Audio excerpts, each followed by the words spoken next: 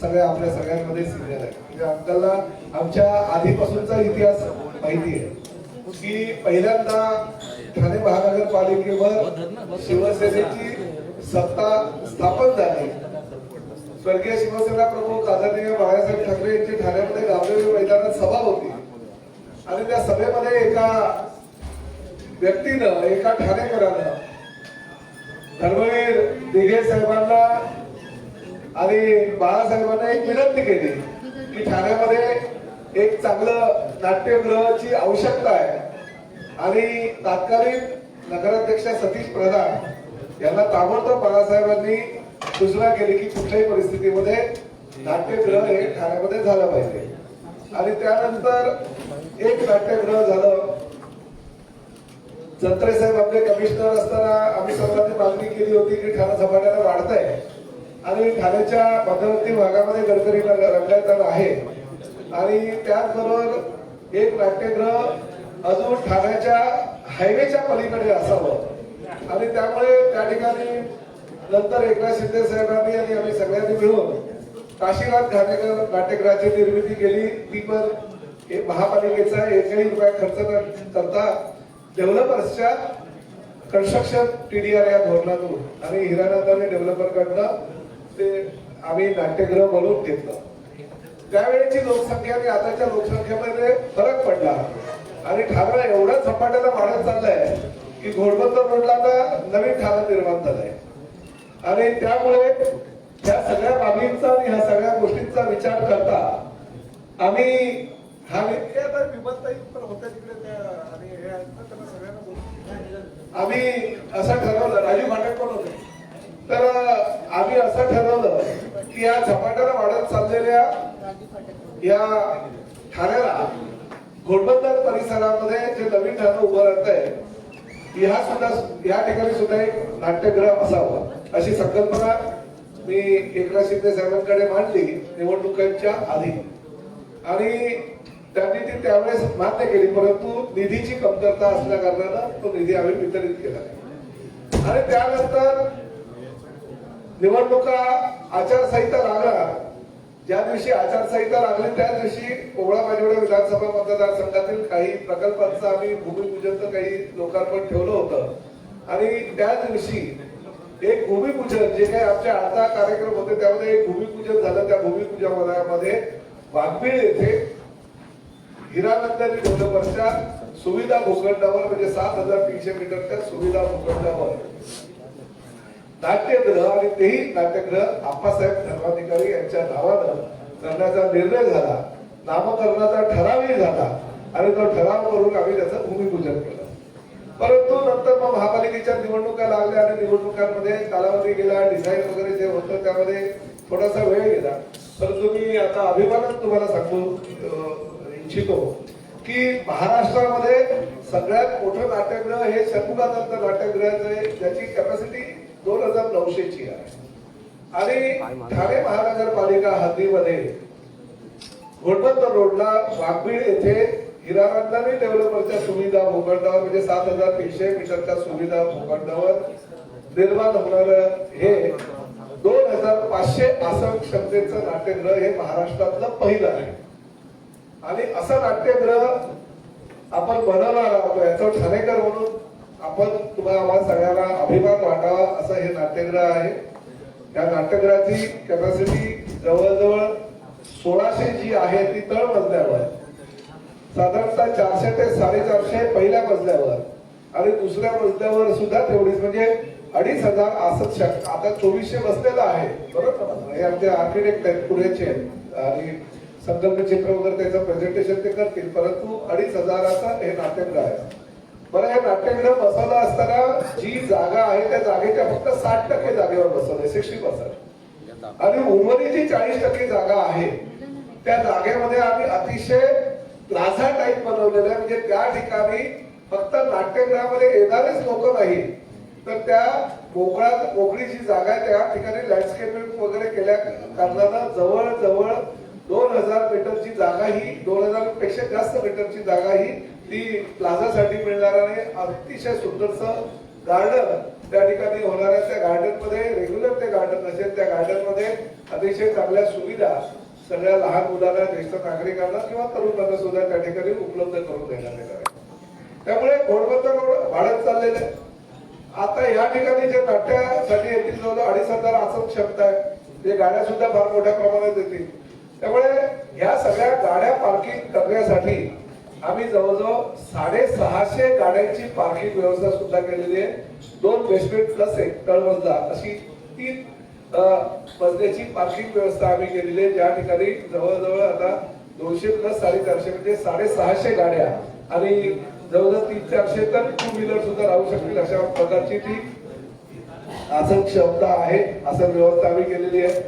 मी आता ह्या ठिकाणी नंतर तुम्हाला अजूनही माहिती देईल की एवढ्या मोठ्या प्रमाणात ठाणे महानगरपालिका असं अद्ययावत असं हे नाट्यगृह उभारत आहे आणि आदरणीय एकनाथ शिंदे साहेबांचं मनापासून आभार यासाठी व्यक्त करतो की 2 GR त्यांनी काढले. म्हणजे काही ते मुख्यमंत्री असताना काही कामांसाठी त्यांनी निधी दिला होता माझ्या मतदारसंघासाठी म्हणजे भाईंदर आणि ठाण्यासाठी, परंतु काही कामं टेक्निकल काही गोष्टींमुळे होऊ शकला नाही.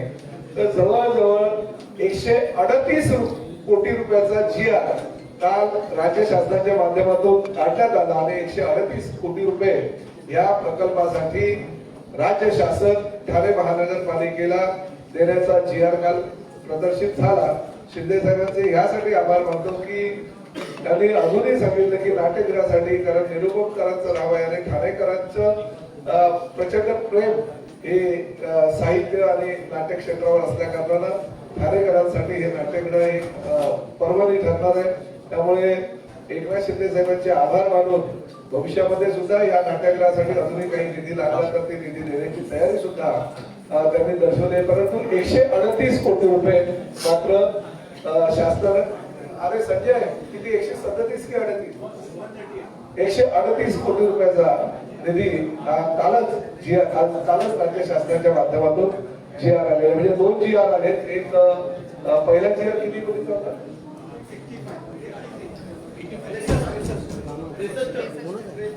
पहिला 63 आणि दुसरा पहिला 85चा होता आणि हा आता 53. 2 GR काढले, एक 85 कोटीचा आणि एक 53 कोटीचा. त्यामुळे या GR झालेले असल्या कारणानं आता विविध प्रक्रिया सुरू होईल आणि लवकरच त्या नाट्यगृहाचं काम पूर्ण होईल आणि हे नाट्यगृहाचं काम साधारणतः 3 वर्षामध्ये पूर्ण करणार आहे. मी वाघमारे साहेबांना विनंती करेन की त्यांनी ह्या ठिकाणचं नाट्यगृहाचं जे प्रेझेंटेशन आहे ते करावं. जरा लाईट महत्वाची एक गोष्ट मी सांगायला विसरतो की ह्या नाट्यगृहामध्ये आता आपल्याला कल्पना आहे की शेवटी नाट्यगृह वगैरे हे पैसे कमवण्याचं काही साधन नसतं. म्हणजे आपल्या ठाण्यामध्ये नाट्यगृह असू द्या, दोन्ही नाट्यगृह किंवा छत्रपती शिवाजी महाराज रुग्णालय असू द्या किंवा दादोजी कोंडदेव स्टेडियम असू द्या, ही लोकांना सुविधा आणि सेवा देण्यासाठी आपण त्याचा वापर करतो. परंतु मेंटेनन्स मध्ये लाखो करोडो रुपये जातात आणि नंतर मग आपणच म्हणतो की हा पांढरा हत्ती झालेला आहे असं. त्यामुळे आम्ही हा विचार केलाय की हे नाट्यगृह मेंटेन व्यवस्थित व्हावं आणि मेंटेन होत असताना त्या नाट्यगृहाच्या माध्यमातून काहीतरी आपल्याला उत्पन्न सुद्धा महापालिकेला मिळावं म्हणून 2 बँकवेट केले आहेत. ते 2 बँकवेट सुद्धा 1,000 आसन क्षमतेचे आहेत, जेणेकरून अनेक सांस्कृतिक कार्यक्रम जे आहे म्हणजे नाट्यगृहामध्ये ते होऊ शकणार नाही, ते त्या बँकवेटमध्ये कार्यक्रम होतील, लग्न समारंभापासून इतर सगळे, आणि त्यातून येणाऱ्या उत्पन्नातून नाट्यगृहाचा मेंटेनन्स होईल अशा प्रकारची ती योजना. त्यामुळे ते 2 बँकवेट सुद्धा आम्ही केलेले आहेत. आता आर्किटेक्टरने जे वाघमारे आहेत त्या संदर्भात तुम्हाला सगळं मार्गदर्शन करतात. Thank you sir. लाईट बंद करा.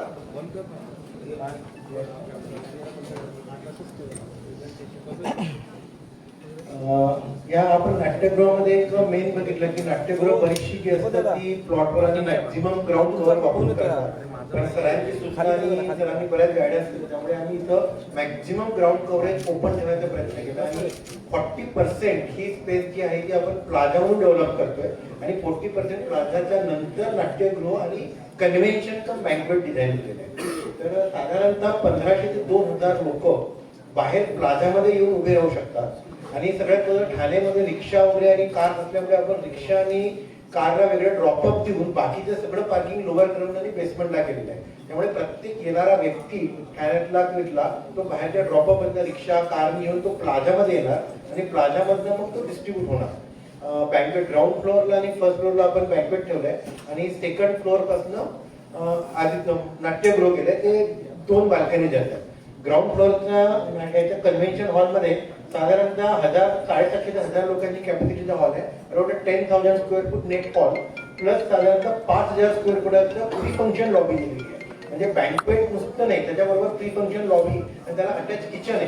त्याच्यामुळे तुमच्या जेवणाचे प्रोग्राम किंवा प्रोग्राम सुरू असताना देखील बाहेर प्रोग्राम होऊ शकतो जेवणासाठी. त्यामुळे दोन्ही हॉलला आणि ग्राउंड फ्लोअरला एक हॉल आणि ऑडिटोरियमला जाण्याकरता सेपरेट लिफ्ट लॉबी केली आहे. त्या 6 लिफ्ट टाकलेल्या आहेत. प्रत्येक लिफ्टची म्हणजे 30 लोकांची आहे. म्हणजे ऍट ए टाइम 200 ते 250 लोक वरती लिफ्टने येऊ शकतील डायरेक्ट ऑडिटोरियमला. आणि बँकवेट हॉलला ग्राउंड फ्लोअर आणि फर्स्ट फ्लोअर जे बँकवेट हॉल करता आपण एस्केलेटरची प्रोव्हिजन केलेली आहे. त्याच्यामुळे वेटिंग पिरियड जो लागतो वरच्या लेवलला तो अतिशय कमी असेल. कंटिन्यू एस्केलेटर लोक जाऊ शकतील. प्लस बँकवेट करता 2 लिफ्ट ऍडिशनल टाकलेले आहेत.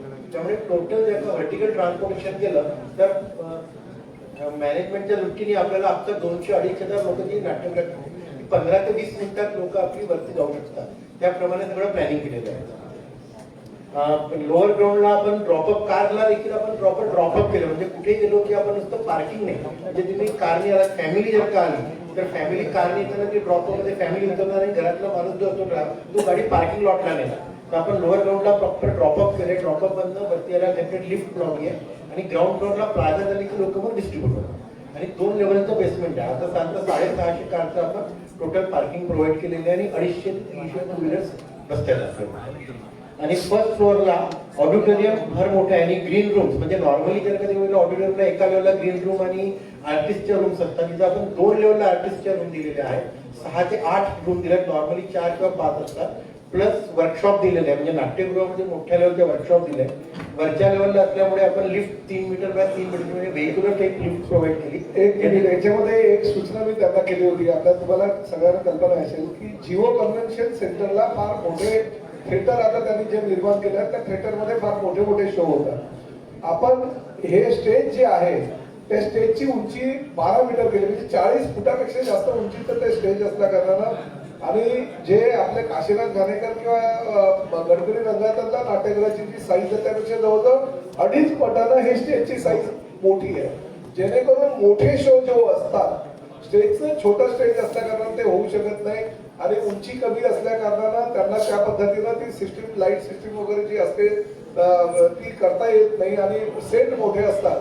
त्यासाठी आपण 12 मीटरची स्टेजला हाईट दिलेली आहे. म्हणजे ती जवळजवळ 40 फुटाच्या पुढे असेल. त्यामुळे मोठे इव्हेंट जे आहे ते इव्हेंट ह्या ठिकाणी फार मोठ्या प्रमाणात होण्याची शक्यता आहे. म्हणजे खरं तर आपल्याला आपण जसं नेस्को किंवा ज्या पद्धतीनं याला वरळीला डोम आहे या डोम मध्ये ओपन आहे, परंतु या ठिकाणी आपण बंदिस्त सुद्धा ती तशी व्यवस्था केलेली आहे. कन्व्हेन्शन सेंटर म्हणून सुद्धा त्याचा वापर होऊ शकेल.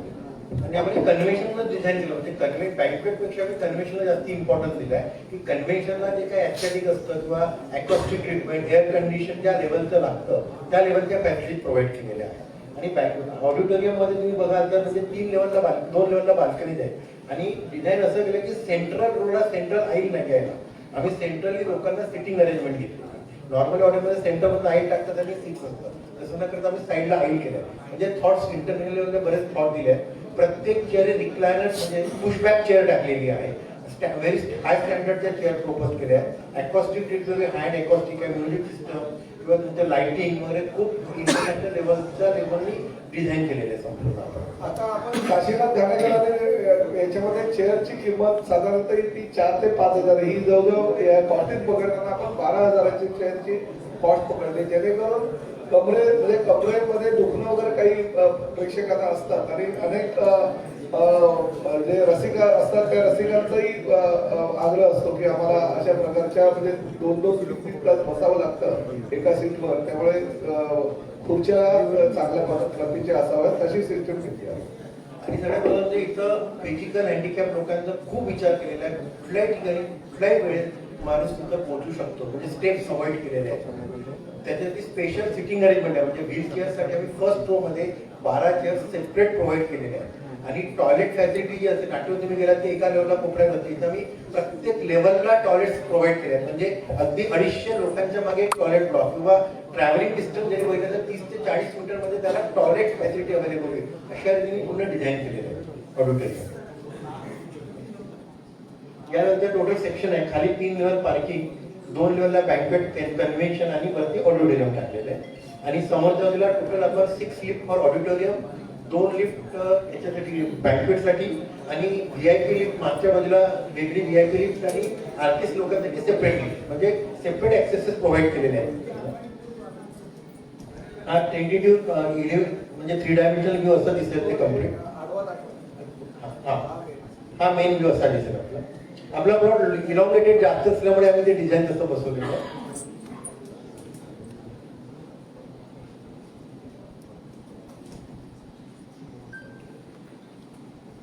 नाईट व्ह्यू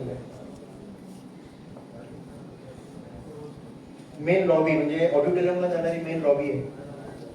6 लिफ्ट ओपन होतात आणि प्रत्येक लिफ्ट 30 लोकांच्या कॅपॅसिटी आहे. 30 ते 35 लोक बसू शकतात ठिकाणी.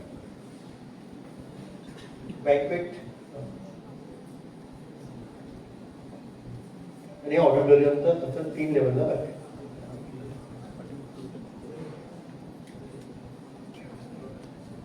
हा मेन प्लाझा, जे मी तुम्हाला सांगितलं की सुरुवातीला आपण जे डेव्हलप केलंय, हा खूप 3000 स्क्वेअर मीटरचा प्लाझा आहे. 30,000 स्क्वेअर फूट जागेत आता समोर. आणि त्याच्यामध्ये मी बघितलं की समोर रिक्षा ड्रॉपअप आणि कार ड्रॉपअप दिलं, कारण बरीचशी लोक रिक्षाने येतात इथं, तर त्याच्यासाठी सेपरेट प्रोव्हिजन केलेली आहे. म्हणजे कार आतल्या बाजूला ड्रॉपअप दिले कारने लोक, म्हणजे रिक्षाने लोक येणार तिथं की बाहेरच्या वेळेला ड्रॉप करून निघून जातील, म्हणजे प्लाझातलं लोक आतमध्ये जातात. रेफरन्स प्लाझामध्ये आम्ही असं कॉफी शॉप, एखादा संध्याकाळी इव्हिनिंगला म्हणजे नुसतं नाट्यगृह नसतं, संध्याकाळी लोक तिथे येऊ शकतात. म्हणजे जगलर शो आहे, काहीतरी इथे प्रोग्राम किंवा आर्टिस्ट कट्टा त्यावेळी कोणी गाणं म्हणेल, हार्मोनियम, असं रोज काही ना काही लाईव्ह इव्हेंट्स तुमचे तिथं होऊ शकतात प्लाझामध्ये. म्हणजे 3000 स्क्वेअर मीटर म्हणजे साधारणतः 500 ते 700 लोक सिटिंग करून बसू शकतात. ॲम्फी थिएटर प्रोव्हाइड केलं आपण त्या, म्हणजे असं पूर्ण लँडस्केप, नुसतं प्लेन लँडस्केप नाही, तर प्रत्येक ठिकाणी ऍक्टिव्हिटी डेव्हलप केलेली आहे. असे छोटे ॲम्फी थिएटर टाकले, कॉफी शॉप एखादं छोटंसं बूथ ठेवलंय, या सगळ्या गोष्टी आपण इथं प्रोव्हाइड केल्या.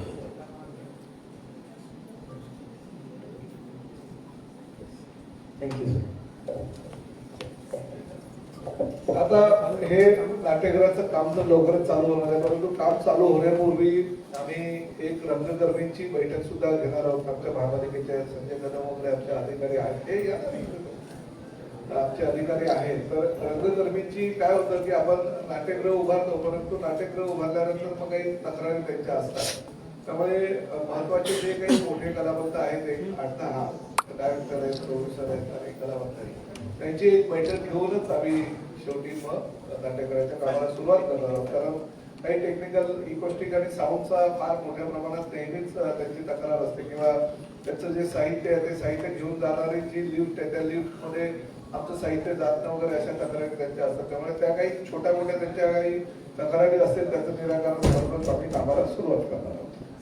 प्रायोगिक रंगभूमीसाठी काही मिनी थिएटरची व्यवस्था करणार नाही, मिनी थिएटर आपल्याकडे आहे ऑलरेडी काशीनाथ घाणेकर नाट्यगृहामध्ये, त्यामुळे मिनी थिएटरचं या ठिकाणी काही व्यवस्था केलेली नाही. आणि काय होतं की प्रत्येक ठिकाणी मिनी थिएटर केलं तर त्याच्यामुळे कॅपॅसिटी कमी होती, त्यामुळे आपण कॅपॅसिटी ही वाढवण्यासाठी मिनी थिएटर या ठिकाणी उभारले. लांबी किती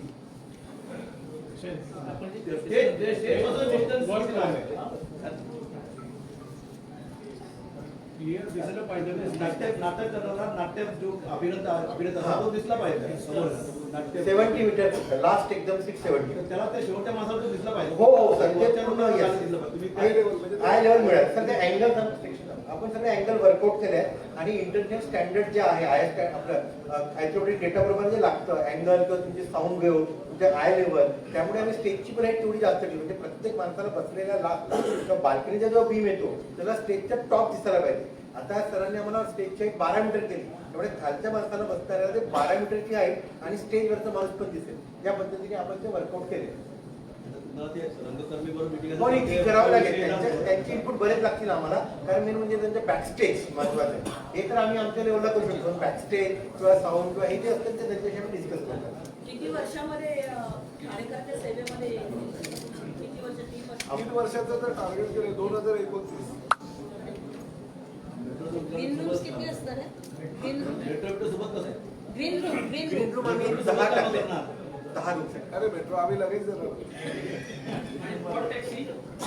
हा पॉइंट टॅक्सी सोबत येऊ शकतो. सर कॅन्टीनची व्यवस्था आहे का?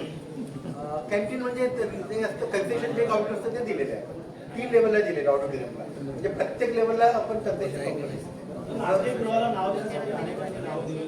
हे नाव नाही, अनेकाने कोणी नाव दिलं नव्हतं. आम्ही मी आणि शिंदे साहेबांनी दोघांनी मिळून हे नाव फायनल केलेलं आहे. कुणाकडनं नाव पण मागितलं नव्हतं. आम्हाला वाटलं निरुपम कराडचे